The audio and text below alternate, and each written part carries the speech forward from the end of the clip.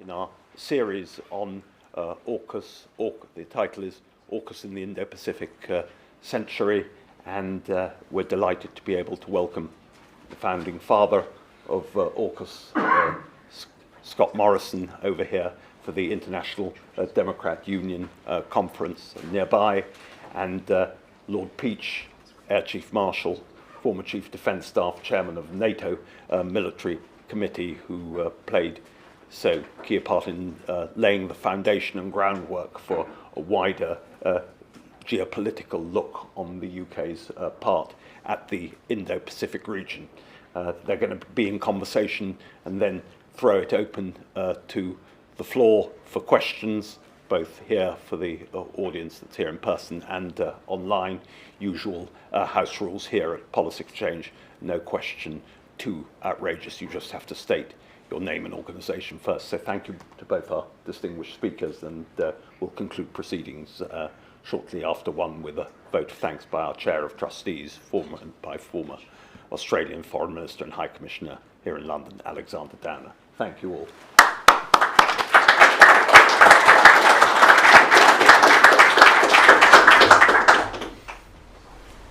Well, thank you very much to Dean and to Lord Peach. Can I also recognise the very familiar Australian faces in the room? Of course, the Honourable Alexander Downer, not only a very recent High Commissioner here in the UK, but Australia's longest-serving Foreign Minister, and very much an elder statesperson of the Liberal Party of Australia. And there's another ambassador here, another Honourable, Joe Hockey. It's great to see Joe here, and this exciting work he's doing now. And Joe knows only too well the importance of the AUKUS project, and through his time in the United States. So to have, if you like, the Anglosphere ambassadors and High Commissioners from Australia here with us today, Stuart, I think that's terrific. So it's nice to be here with you. Thank you for the opportunity. It's great to be able to talk about the importance of the Anglosphere partnership we have in AUKUS, what it's about, the opportunity it presents, not just in the security space, but what it's already achieving geopolitically, what it's achieving to bring Australia, the United States and the United Kingdom even closer together, again, not just in the security space, but in the economic space as well, and our broader efforts to seek to hold on to, preserve, keep the rules-based order that favours freedom. Often those last two words are left out when the rules-based order is referred to, and I think it was Condi Rice who was most known for explaining it in that way. It's not just a set of rules in some sort of moral vacuum. It is an architecture that was established after the Second World War by predominantly Western democracies, who said this is the way we'd like the world to look and aspire to. And the rules-based order is there to protect, preserve and advance that. And I very much believe that's what AUKUS is about as well. So happy to have a chat.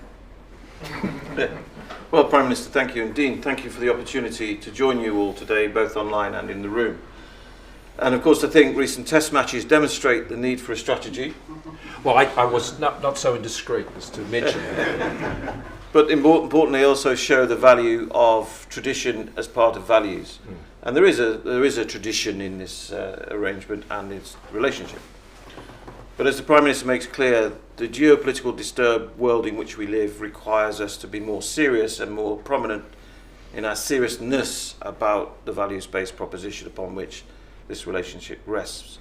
Many of you will be interested in the detail in the pillars, many of you will be interested in the detail in the technology, but really this is about, as much as anything else, making sense of a disturbed world. And that is why there's a tilt. There's a number of documents that demonstrate that tilt. There are different ways of expressing views of the world. A lot of geographical expressions that were used in the 19th century now need to be challenged. Far East, Middle East, not least. Because, of course, the world doesn't respect those geographical boundaries.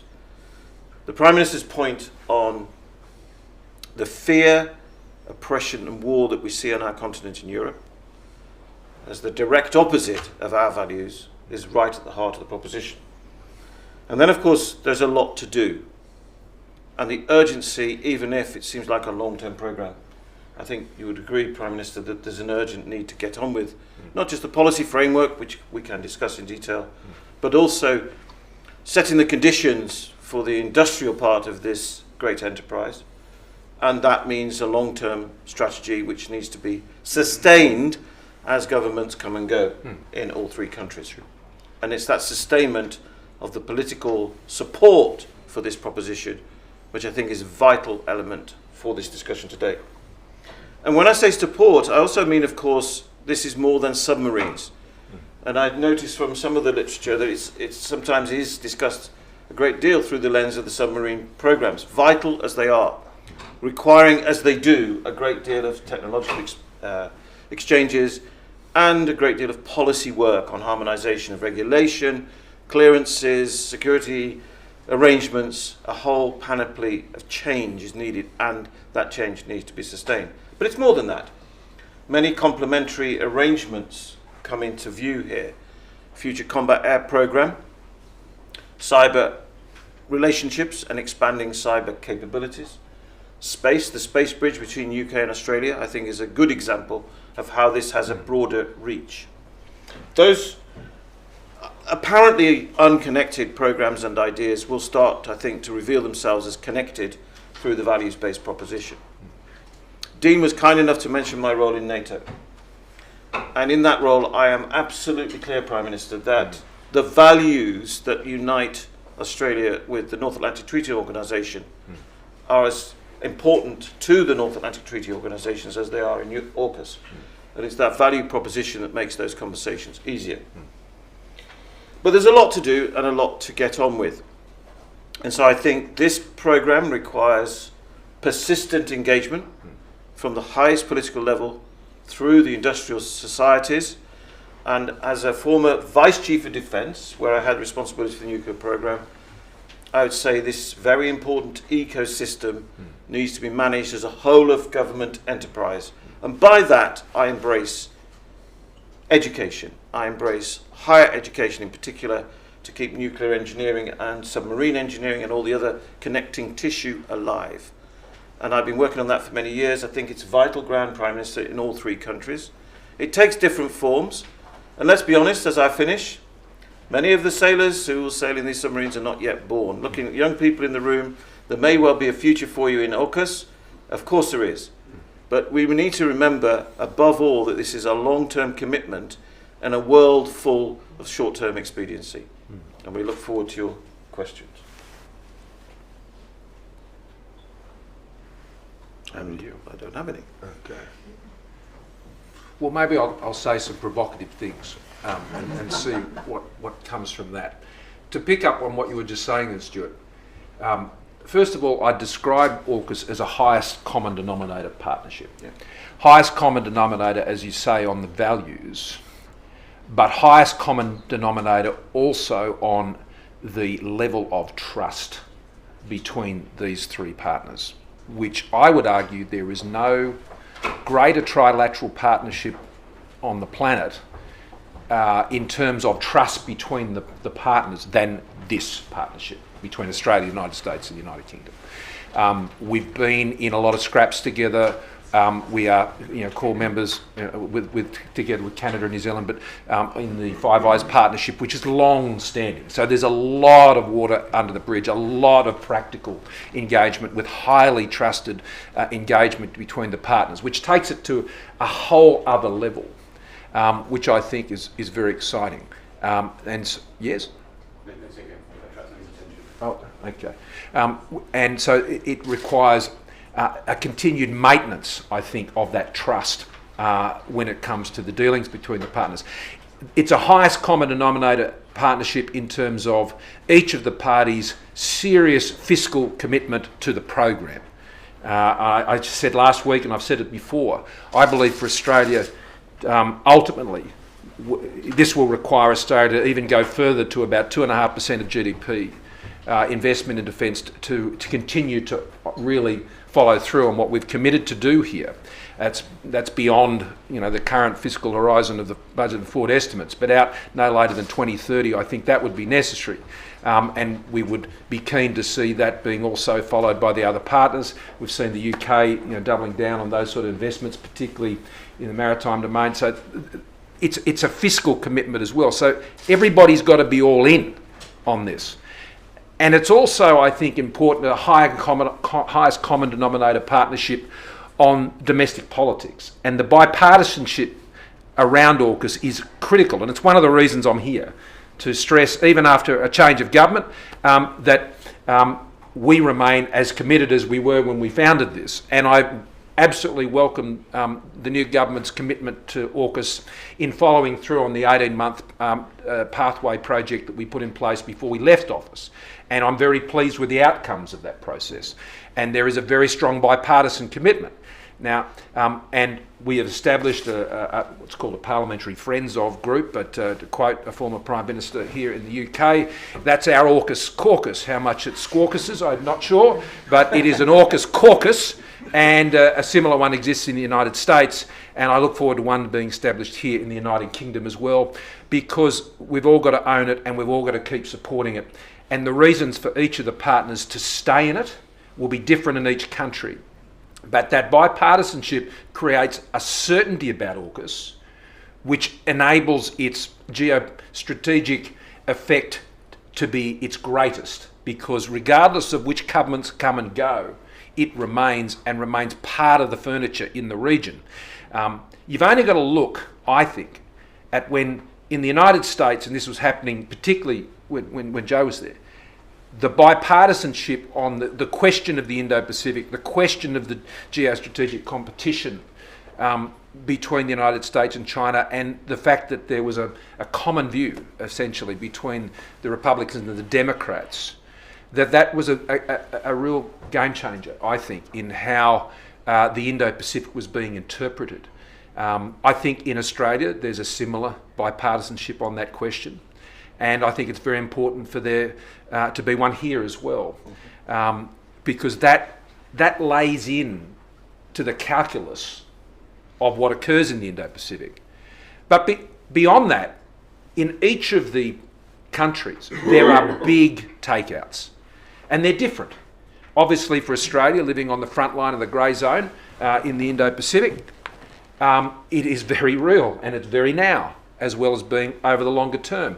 In the US, it plays into their I suppose, larger interests globally.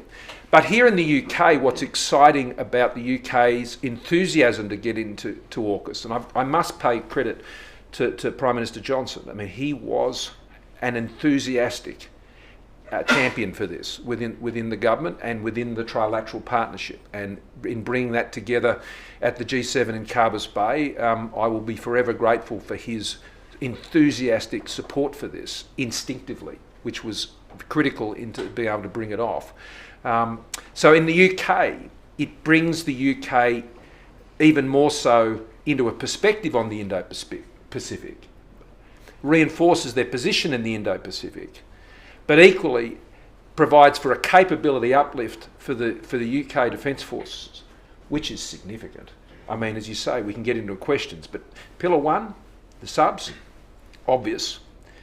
It could have been done without AUKUS. It could have just been a standalone project, but why I decided to proceed to AUKUS and go down that path is there are going to be so many of these projects now, and the credible deterrent and its impact on the calculus will be, can the very aligned partners and indeed allied partners be able to lead the world in defence technology, because that is what impacts the calculus more than anything else. And if we want to preserve peace, well, a credible deterrent is the first cab off the rank. And if I could pick up on the deterrent point, it's really important as part of the communications of this strategy and the strategic approach that AUKUS provides us, that we do explain it, that we are communicating to the next generation as well as the generation that are the deciders now. And that will be a long-term commitment as well as the technology. And if it's recognised that the disturbance in the world caused not just by Russia's illegal war in Ukraine, but by other disturbances around the world, then that rules-based system has to be preserved and protected. Now, of course, that's easier said than done, too often talked about, hard to define, people pushing back in the other direction, creating islands in the middle of nowhere, and technologies that are yet to reveal themselves, whether they're AI-based or just the simple theft of IP, intellectual property. And so we have a lot to do to preserve, to create, preserve and protect, as well as to deliver. But I really do agree with you, Prime Minister, that delivery, having had the great idea and the firm political commitment that all three countries have shown, delivery is now a challenge that's upon us. It's not a distant challenge. And so this industrial cooperation does require that political stability in the background, and I know you understand that, Prime Minister, and the government here and the government of the United States understands that.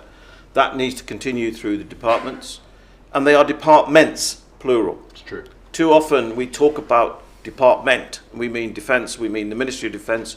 This is bigger than that because of education as well as, of course, industrial capacity and capability. And I can see great opportunity here for the next generation to be excited by this and to have a lifetime career in AUKUS. Yeah. And that is not a silly thing to say, to have that sense of being part of a bigger thing. I used to say this in NATO a lot. What is the great strength of our alliance? Yeah. It's being part of that bigger thing of 31 nations now, hopefully very soon 32. We're not here to talk about that today, Dean. But seriously, it's a bigger thing that AUKUS is going to create through the inspiration of the current leaders. And now it means we have to deliver. It means we have to learn from each other. It's a very important point. Yeah. I have got greatest respect for your armed forces, Prime Minister. I've been to Australia a lot, I've been privileged, and I've had a lot of great ideas from our friends in Australia. I hope we can give them ideas too from our experience. And above all, without banging on about heritage, which is a bit of a British trait, there is a heritage to our relationship. The Prime Minister mentioned it. This sort of Five Eyes, creation of a Five Eyes relationship, which stood many buffeting changes since 1945. And it's still there. Yeah. The friendship born on the battlefields that we commemorate. I had the great privilege in uniform of going to the Gallipoli battlefield many times at Kanakale, and actually that reminds you very sharply that mateship, if I can use that phrase, Prime Minister, the mateship born on the battlefield echoes to this day. Just go down the road here to the Imperial War Museum if you think I'm exaggerating. Yeah. It's not at the heart of AUKUS as an idea, I'm sure the Prime Minister would agree, but it's certainly at the heart of a relationship. Yes. And it's that relationship which is at the heart of the idea. Yeah.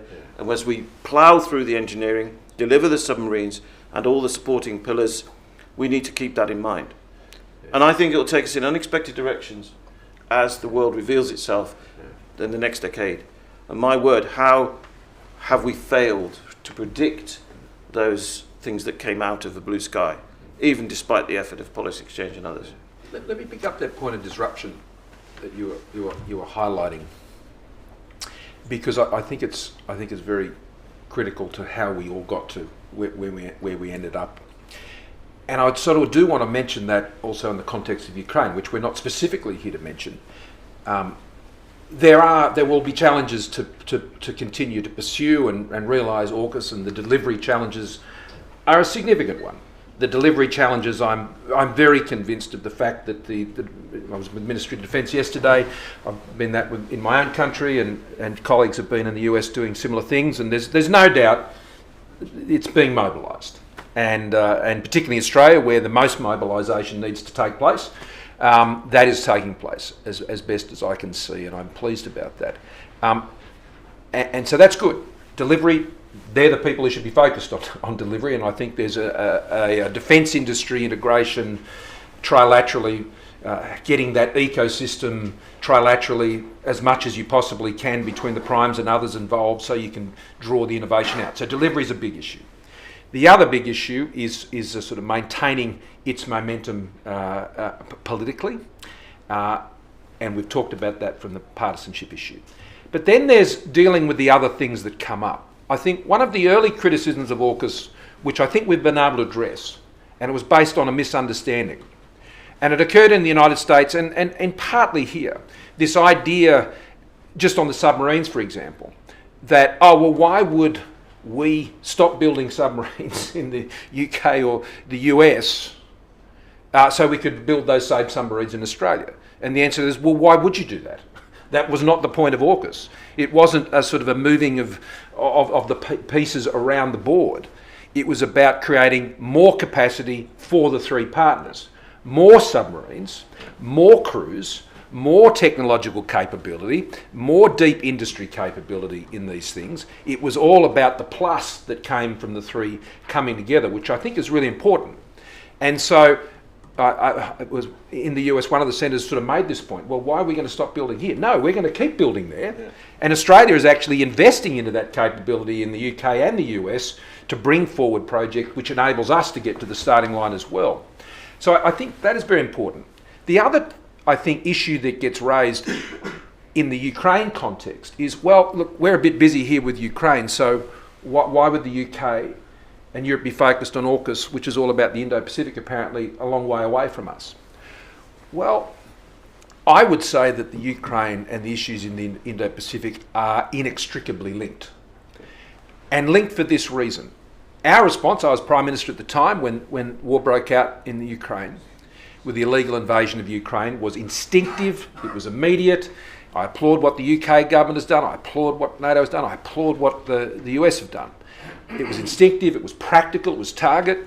I mean, on one occasion, I remember getting a call from the President saying, it's going to be a cold winter, we need energy, can you send us some coal? So we were sending bushmasters, coal, we were sending weapons and stingers and various things, and we went, of course we can, and we sorted that out. It was whatever each partner could deliver. Now we did that because, A, we had a democracy being invaded by a autocracy, so you have us at a low in Australia on those issues. But every inch that Putin takes in Ukraine is a foothold against democracy around the world and a freedom-loving countries around the world. Every single step he can take. And therefore, every step he takes is an encouragement to the rest of the arc of autocracy that exists from Beijing all the way to Tehran. And so it is incredibly important that that Ukraine survives and remains whole, because that of itself will send a very big message to the calculus of others in other places, which is fundamentally what all these issues are about regarding credible deterrent. Credible deterrent, as you know, is not just about the defence capability, but it's about the will and the intent to utilise it, to follow through. And the issues in the Taiwan Strait, I would have a better sense of this, but at least from my information, I think the calculus would not support a hot conflict from China's perspective in the Taiwan Strait right now, but that can very well change. But their preference would be to see reunification with Taiwan peacefully, and that can be achieved simply by others feeling that Taiwan is just too far away. And there's been a bit of that sentiment expressed lately. Acquiescence is as dangerous for these types of issues as a complacency regarding your own military capabilities. And so AUKUS is really tied into all these things. So for those in Europe and the UK who think we've got our hands tied all up with Ukraine, I would say good. That's why we're there. And that is only a reinforcement of the argument as to why the UK would be in AUKUS as well. Well, the Prime Minister made some great points, and we'll turn to questions in 5 minutes. I'd just like to emphasise a couple of points the Prime Minister made. We've got our own rules-based order going on here. There's a rules-based order in the room, and Dean runs a tight ship. So the first point is this business of complacency, and one of the reasons we have to explain things constantly and continue to do so in terms that the next generation need to understand and do understand is deterrence also rests, as you said, Prime Minister, my word would be credibility.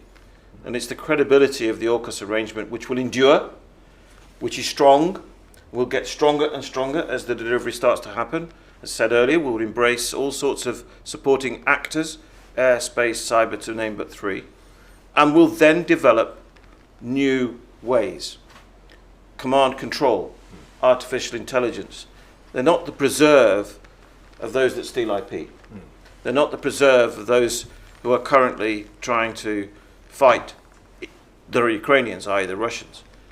And their offer to the world requires a credible deterrence based on value. Their offer being toxic and hollow. And we see now a straight, almost battle for the rules-based international order, which I don't think was that when we started talking about it. It's become that because of geopolitical disturbance, and that geopolitical disturbance in Ukraine has that root. I've been doing a little bit of thinking about this in relation to a very famous geographer called Mackinder, who wrote about 100 years ago, 110 years ago, who explained that the Rimland and Heartland theory, as he called it, could explain the way the politics of the 20th century evolve. Everybody's forgotten about him now, and I'm not here to pitch for an old geographer, but he made it clear that the boundaries by which we define ourselves, remember I said at the beginning about the dangers of defining the Far East, the Middle East as our construct, they're not the way the world works, and therefore we have to respond to the way the world is, not the way the world we believe it to be. And we have questions coming in thick and fast. With your permission, Dean. Unless the Prime Minister you want to say? No, I think those points, we'll pick them up, I'm sure, in questions. So, I'm not going to, very, very patient. So, please, of course. Go ahead. Yeah? Sure, thank you. I'm Aaron Villamoria. I sit in the House of Lords. I've been there for 17 years. And I had the privilege as president of the Confederation of British Industry until last June to help with the FTA, working with George Brandis and Dan Tehan. And we got there. We did. So the question is that trade and security go hand in hand.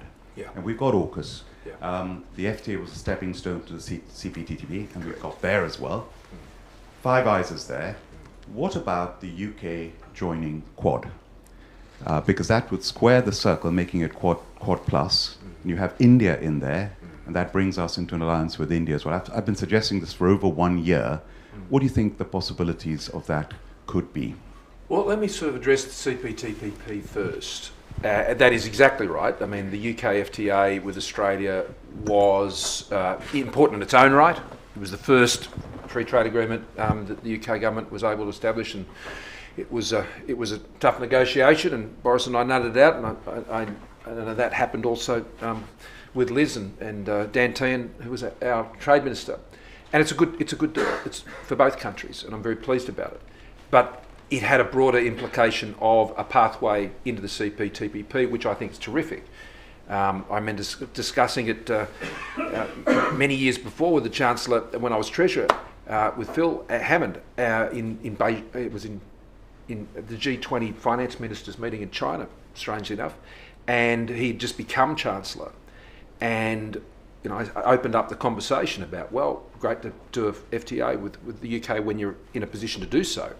But I don't see any reason why the UK couldn't be part of the CPTPP. It's the most modern multilateral trade agreement in the world, I believe, and a great achievement of my predecessor Malcolm Turnbull to see that happen with Abe-san when it all got a bit sticky and the Americans on both sides of politics decided to pull out. But that's a very important agreement, and it is a good place to ensure that the economic engagement with the Indo-Pacific is occurring just like you have the security engagement.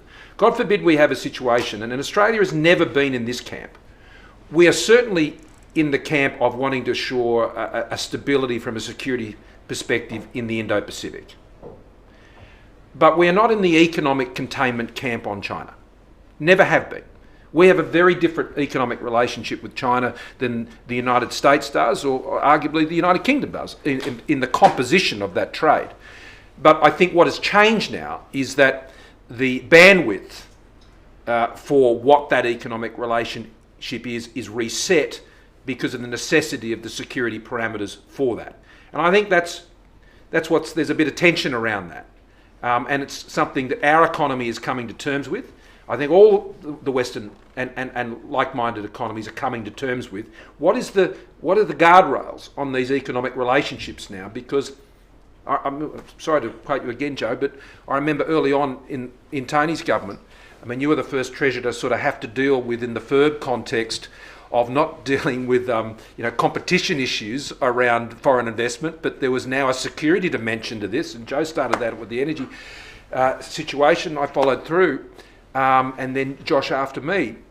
So that is all changing. So I agree with you that the CPTPP is a great vehicle for like-minded countries from market-based entrepreneurial economies to engage heavily in the Indo-Pacific.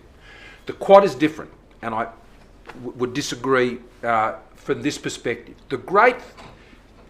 What is put about on the Quad in the region is, this isn't about the Indo-Pacific, this is just the old powers sort of stitching something up to try and impose their will, and it's only about defence really. They're not that interested in your well-being and welfare or the future of the Indo-Pacific.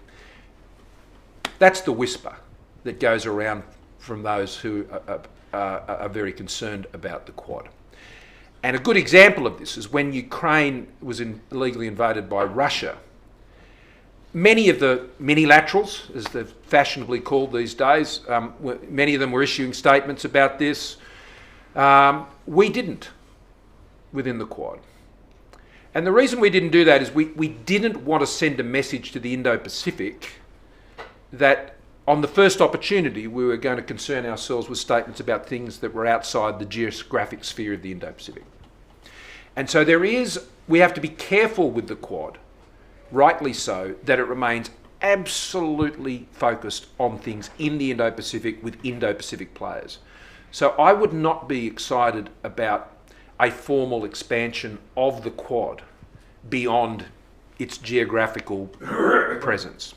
I am a fan of a plus dialogue with the Quad. We were the beneficiaries of that with the G7. There was all this talk about creating a D10 or a D11, and the Carbis Bay meeting was terrific. I saw it more of as a G7 plus, and which it's a good idea to have. The G7 can talk about the things they talk about, and that's fine.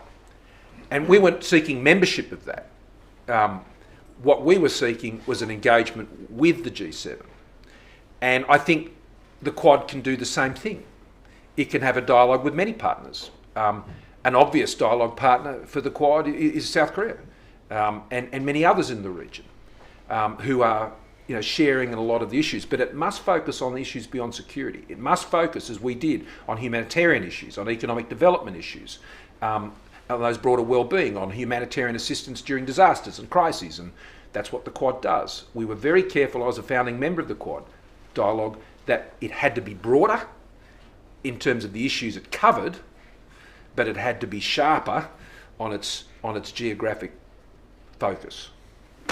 And although it's not a security issue directly, Kai, I think there is also a point that national security gets broader over time. It isn't just about defence. AUKUS demonstrates that. It's been weaponised in the war in Ukraine on food security, energy security, and therefore complementary arrangements can be respected and worked with. Another one would be the five-powered defence arrangement. Yep. Seems a long way from AUKUS by its nature, but it doesn't make it not complementary. So I think, as the Prime Minister says, we can work with different formats. We have experience of it, and I think now it's needed more than ever as that broader definition of national security is forced upon us. You can have Quad ASEAN dialogue. Yeah. I mean, ASEAN, Australia was the first country under my government to achieve a comprehensive strategic partnership with ASEAN. And our relationship with ASEAN is outstanding. Alexander will remember it from his time. It was built up over decades and decades. We spent a lot of time there. But you let all the sort of pieces be their own pieces in the Indo-Pacific, I think. Yes, third row, sorry. Hi, my name's Andrew. I'm working in the House of Commons. Before that, I worked in Congress, so AUKUS has always been a big topic for me. I just was wondering, Mr. Prime Minister, when you founded AUKUS, did you ever intend for it to go past a trilateral agreement? Do you ever consider expanding its membership in the future, or is that do you always see it as just solely ever being AUKUS? I think down the track, it could very well accommodate something like that, but I wouldn't rush to it. Let's just make it work first. With these things, sometimes, when things are well received, people sort of want to take it to chapter 10 before it's got past chapter 1. And so you've got to get through all the other chapters first. And there's an enormous amount of work to do. And it's hard enough doing the nuclear-powered submarine, conventionally armed, underscored, double line, in bold print and whatever. There's an enormous amount of work that has to be done there, which will be very, very. This is the most significant program Australia has ever embarked upon, and so this will be tough. And I have great confidence that we will pull it off, magnificently. But that said, you add to that Pillar 2, and Pillar 2 is the reason for AUKUS. I really want to stress this. We could have done the subs without AUKUS. But the lesson of getting to go on the submarines was an exhausting process. Highly sensitive. Probably one of the most remarkable things about how AUKUS came about is how tightly it was held and how successfully it was held tightly. And I think one of the reasons for that is everybody who was needed to know knew that it could be so easily compromised. And it was so important that didn't happen, that we kept it together. So Pillar 2, which is all about collaboration, identification, imagination of the most, ingenious defence technologies possible, and then pulling together the capability for that to be brought to a level of operations and then pursued by the partners, and potentially well beyond that. That is really what AUKUS is about, without having to go back to step 1 on every single thing. You create the environment, the ecosystem first, and you can then just keep moving together. But I can definitely foresee, particularly AUKUS engaged in single sort of line projects with Japan, for example. But Japan's, got their own timetable. They're doubling their defence investment, so they've got their own big challenge to achieve that. They've got an amazing industrial base to achieve it. Mm-hmm. So they're going to be pretty busy with that. But the UK has a defence arrangement with Japan. Absolutely. They're working on some very big projects Absolutely. On the moment. So these things will overlap, and the very nature of AUKUS was it was iterative. It sort of addressed the time, and I think that's how it will grow. But I think we'd be careful to not force it. Just get the delivery right, and then keep consolidating the case, and the partners will ultimately follow. But remember, it must be a highest common denominator partnership. It can never be diluted. The minute it does that, there's no point. It's just another alphabet committee, and we've got plenty of those. It's based on trust earned over 7 decades, and I strongly agree with everything the Prime Minister said. I would just simply add that the UK defence relationship with Japan is flourishing, but again, it's based on values. Yes. So it's trust and values. These are 3 themes throughout this. And next, we have a gentleman here. Thank you, Patrick Reynolds from Pagefield, and thank you both for coming to speak today. In a lot of the UK's defence reviews, procurement's often flagged as a problem, and that's obviously the difference between democratic and autocratic nations is the agility to react to emerging threats. I was just wondering, Prime Minister, in your time working on AUKUS, how much was procurement between allies and rapid procurement flagged as a problem, and how much scope is there to work on rapid procurement processes between allies through AUKUS, beyond submarines and maybe maritime? Well, I think the reason most former Prime Ministers have no white hair is because they've had to deal with their own procurement processes and the many frustrations. That won't be of any news to anyone who's worked in the system, is part of the system, has relied on the system. It is highly challenging because it's complicated. This is the most complicated procurements and advanced manufacturing that you can imagine, and that is why I'm excited about what AUKUS will mean, not just for our collective defence capability, but what it will mean for advanced manufacturing in our highly developed economies, and the knowledge and experience and the relationships and partnerships that will be formed. And we've seen this happen before, where major defence procurements have led to incredible explosions in innovation and technology. I expect AUKUS will do that. the exciting thing is it won't just happen in the United States. It will happen here. It will happen with Australia. And I think there's a very special opportunity for the UK and Australia. I mean, America's got their own critical mass when it comes to these things. And the UK has its great proficiency. And so does Australia. But UK and Australia working more together builds that critical mass, which enables a better collaboration with a US partner, and we make more progress. The ambition for, I don't see AUKUS getting to a point of sort of trilateral procurement processes. I mean, I just couldn't imagine how that would ever work. And that's sort of not the point of it. But I can foresee how the collaboration phases of identifying and working up ideas and prototypes. And I'm looking forward, and I'm confident it won't be too much longer, that Pillar 2, you'll start to see a bit more of the direction of that. The submarines took the early, obvious focus. They're now on that track. Off they go. Pillar 2 now comes into play, and it'll become more precise about where it's focusing. And there's been some direction defined by the partners on that, and I think we'll see more of that later in the year, and I think that's terrific. But the procurement processes are difficult, and they will have to be a key focus of all the, whether it's MOD, DOD, or the Pentagon, on making that as effective and as efficient and as rapid as possible. Obviously, there are massive reg issues which need to be addressed in the United States around the ITAR and the export controls, and we've got to make that case. And I recognise that our new ambassador in the United States, the former Prime Minister Rudd, is he's got his work cut out for him there, but I think he's got his sleeves rolled up and he's getting into it. Good on him. These are highest common denominator is a really good phrase from the Prime Minister, and that will drive innovation more quickly than any policy statement, important as that will be. Because the policy sets the conditions, but it's going to be the interactions between the engineers, the scientists, the innovators, the defence officials, as well as the commanders themselves.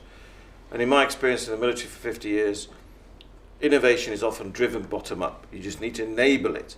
And AUKUS, for me, without using any big words, is a great enabler, because it enables those three ecosystems to feed off each other in a policy framework which we need to free up to make it happen within a boundary, but then that second pillar, and then beyond that, as we realise our ambition to deliver a credible deterrent and capability for the future, this is going to really take us in directions and capabilities you can't see today. And that's what is the great hope.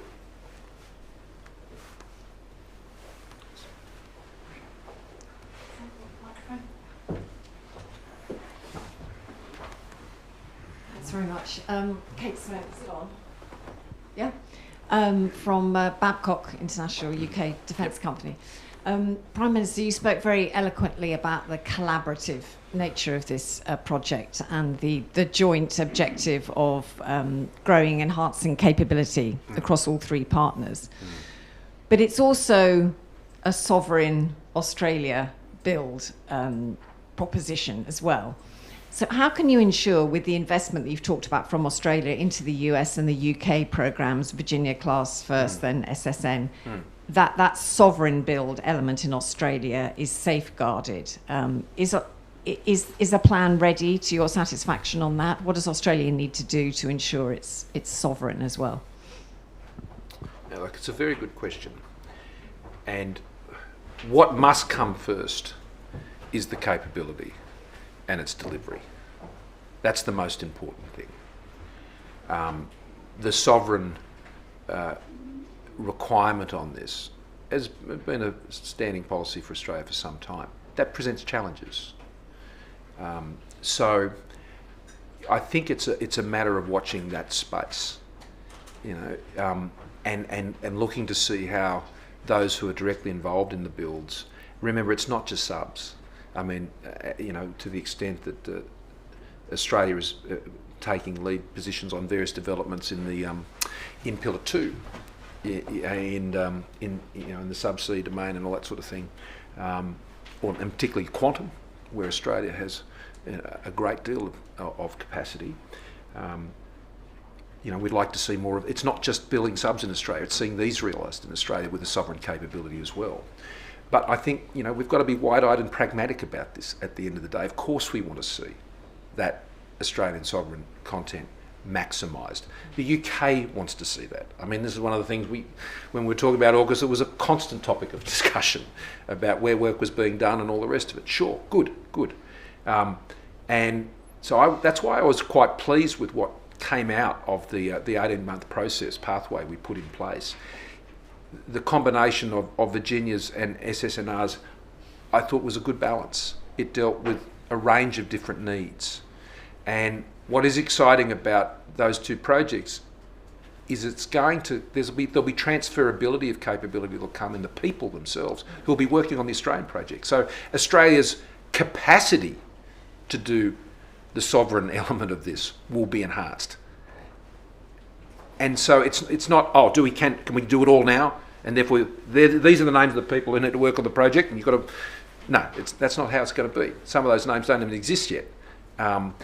One of the things that I think is important within, yes, ITAR and all of those things is incredibly important, but movement of people, working on projects, and easily, is vitally important, because that will slow things down. One of the things the defence industry always says, well, we can move as fast as the slowest regulator. And that's very true with the defence industry. But I'd say this about the defence industry. Primes collaborate, that's true, on projects, but it's always on a particularly narrow path, a particular procurement, and that will continue. But AUKUS actually requires, I think, defence industry to, at least at a macro level, consider in explaining to the governments, well, you want this AUKUS thing to work in the best way it can collaboratively in developing these projects. We will need this type of ecosystem to make that happen.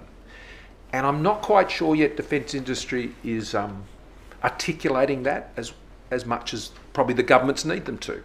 If you ask the governments to work that out, that's probably not going to be the answer you want to make it happen. So I think there is a need for defence industry, respecting all the antitrust issues and all those sorts of things. There is a need to get a common agenda with defence industry about how this thing can work best. Because, Beijing will go and build aircraft carriers, and they'll build nuclear-powered submarines, and these are not questions that they will have to wrestle with. Why we will be successful because of AUKUS is because of the innovation and capabilities of our private sector in defence industrial base. That's why. It won't be because of our great government institutional capacity, which is fine and good. It will be because of the dynamism of the private sector to put projects into play for the partnership. And there's a lot in what the Prime Minister says about the workforce.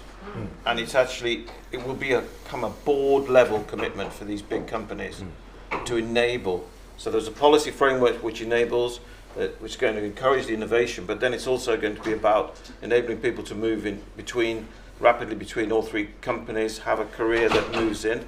And can I also hammer something the Prime Minister said about regulators?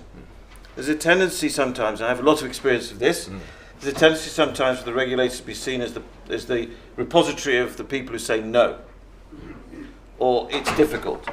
And actually I think one of the great strengths of AUKUS is to expose the regulatory environments to each other, and so actually find a way to say yes. And the other thing I would say, a human thing to say, is we need regulators with expertise. And becoming a regulator should be part of the career development, shouldn't be seen as some separate entity. So there's actually a lot of bureaucratically enabled structures here which are yet to reveal themselves, Prime Minister, but are going to really enable this as a private enterprise driven capability, and that I think is something all three countries recognise at the strategic level. Do we have any questions online? If not, there was one here at the back.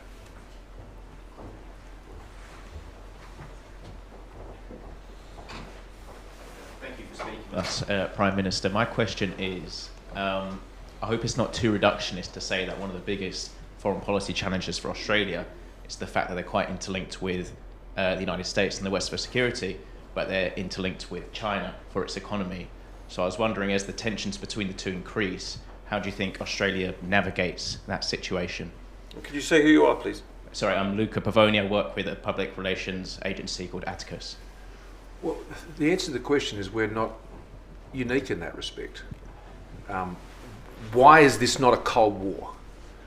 Well, because there hasn't been the complete bifurcation of the participants. Everybody's linked up. I mean, the level of multilateral trade that exists between all these partners couldn't be more different from what occurred previously. That provides both a complication but also a reassurance at the same time. Everyone has a lot at stake. You know, I made the remark the other day about, you know, this wasn't a scientific or even econometric prediction, but we've seen what has happened with the conflict in Ukraine and how that has completely and utterly impacted on the global economy, in particular on energy prices and things like that. We've just lived through the pandemic. A hot conflict in the Taiwan Strait would make COVID look literally like a cold, economically.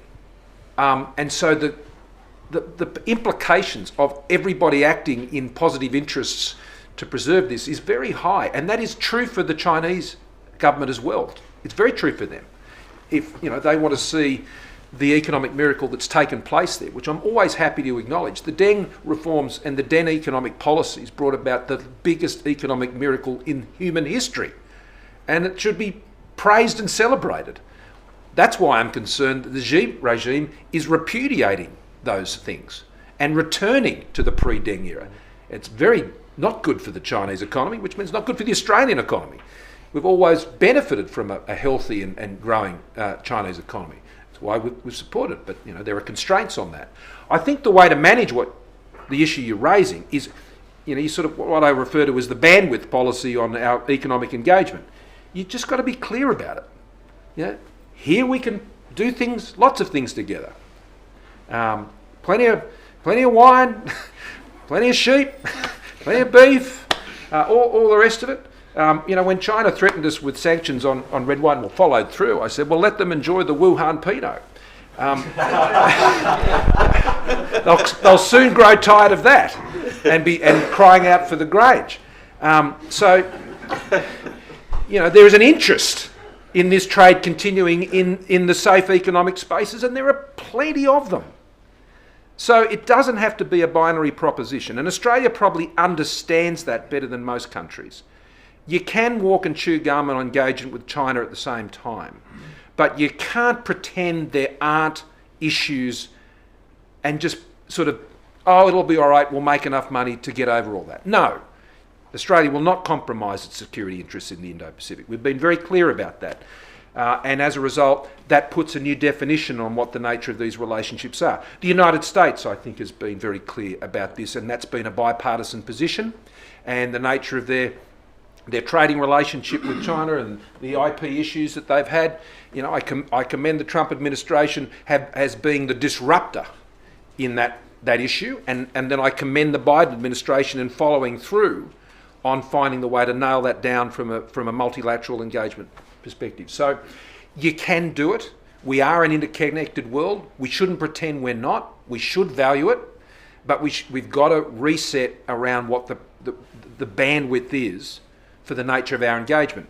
And that requires an understanding of that on the Chinese side as well.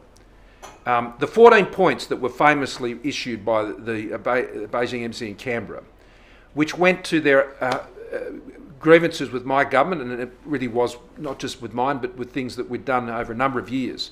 Freedom of speech of our parliamentarians, freedom of speech of our media, the freedom to say no to investments by state aligned interests in our energy and technologies, the infiltration of our universities through the Confucius Institutes and things like this, saying no to Huawei and ZTE. Apparently, you know, these were all things which were taking great offence. Well, they're just not things that any autocracy or any other government could expect a country like Australia to ever. You can't meet halfway on that. You can't. So there needs to be a new understanding, I think, whether it's between Australia and China or other countries, that there is a new bandwidth. So let's be clear about it. That means no one gets upset when everyone's sort of playing in that space or they seek to go outside it. And then we can sort of just get on with it. And we can go back to happy coexistence. And I do know that for many of the countries of ASEAN and elsewhere in the region, they would love to see that too. They would really love to see that, and we'd love to enable it.